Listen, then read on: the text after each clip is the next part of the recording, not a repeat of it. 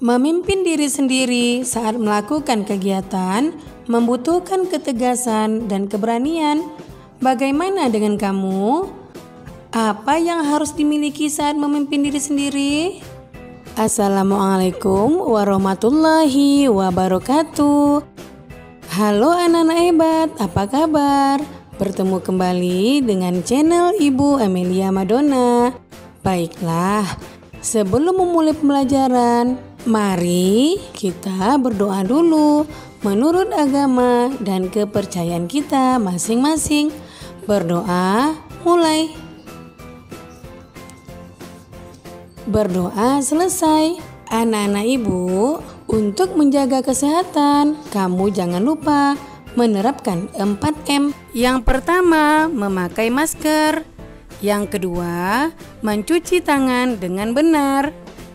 Yang ketiga, menjaga jarak. Dan yang keempat, menghindari kerumunan agar kita semua terhindar dari virus corona.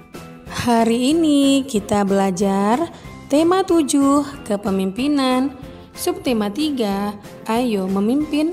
Pembelajaran 5, tonton sampai habis ya, jangan di skip. Yang pertama, muatan PPKN KD 3.1 dan 4.1, menganalisis penerapan nilai-nilai Pancasila dalam kehidupan sehari-hari.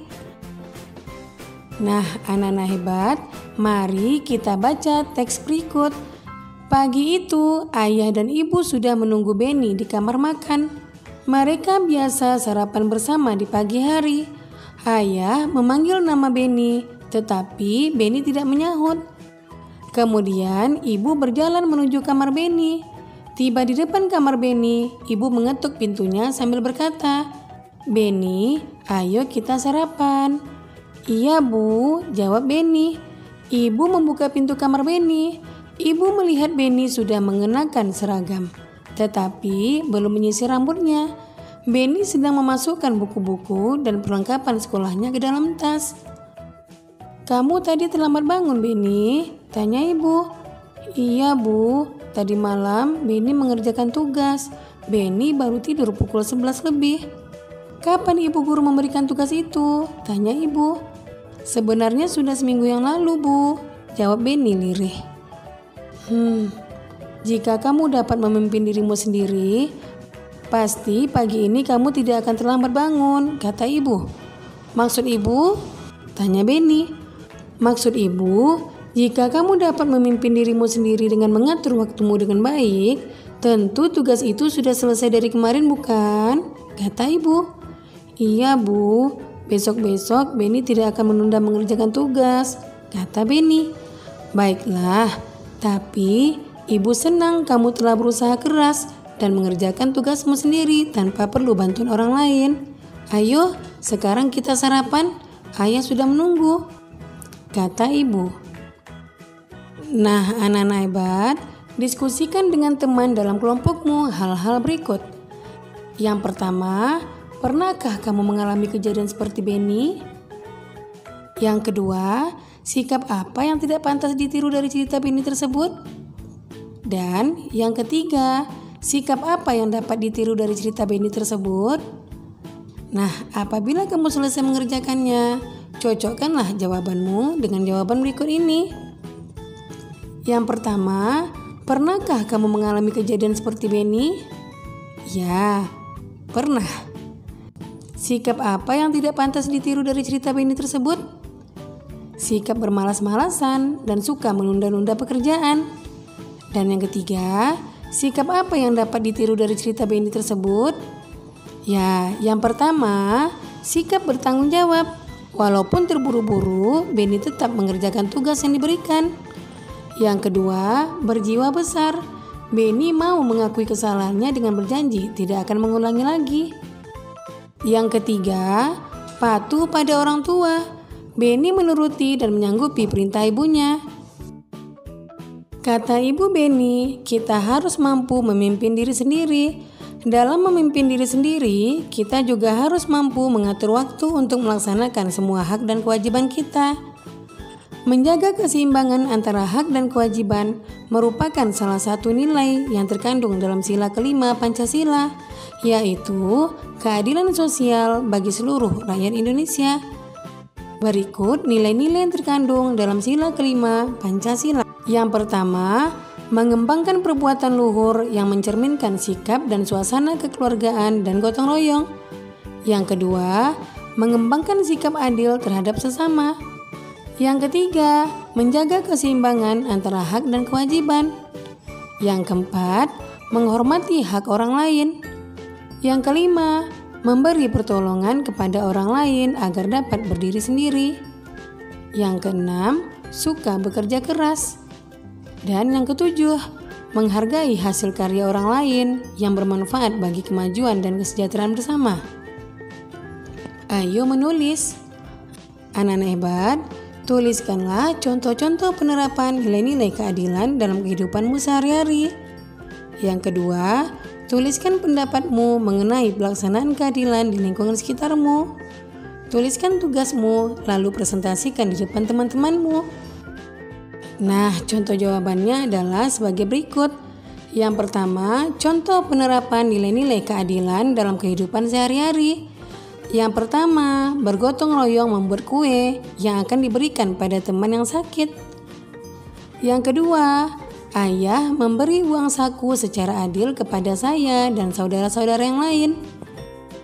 Yang ketiga, berusaha menolong orang lain di sekitar kita.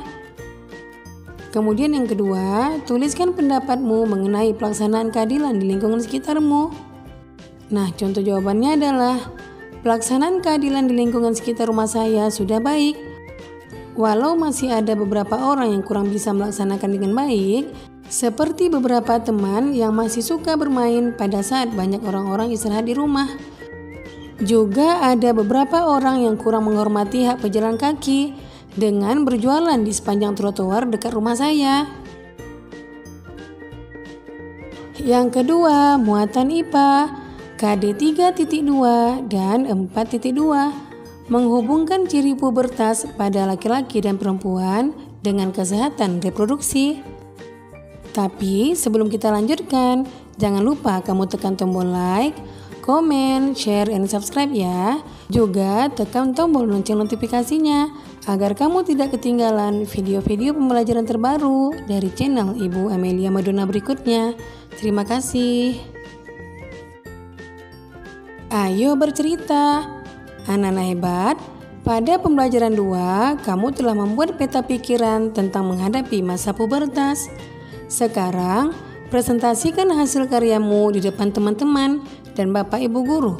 Lakukan secara bergantian. Berilah apresiasi kepada temanmu yang sedang mempresentasikan karyanya.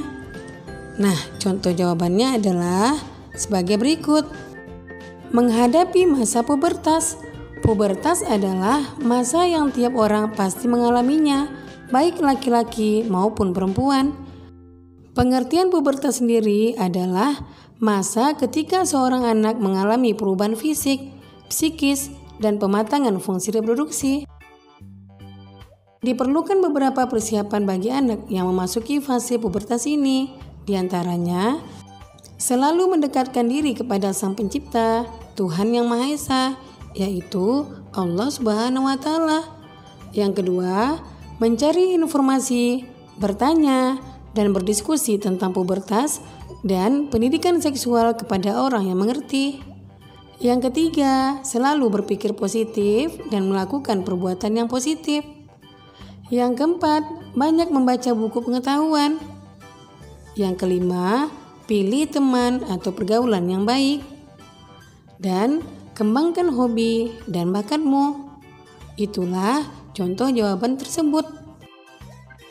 Yang ketiga, muatan bahasa Indonesia KD 3.3 dan 4.3. Menggali isi teks pidato yang didengar dan dibaca. Ayo mencoba. Hari ini kamu akan berpidato dengan menggunakan teks pidato yang sudah kamu buat. Kamu pun akan mempraktikkan nilai-nilai kepemimpinan karena kamu akan memimpin 10 orang teman kelasmu. Pilihlah tempat untuk berpidato di hadapan teman-temanmu itu. Berpidatolah dengan lantang, percaya diri, dan penuh semangat, namun tetap harus santun. Nah, contohnya adalah sebagai berikut. Kamu bisa membacanya dalam hati ya. Anak hebat harus semangat.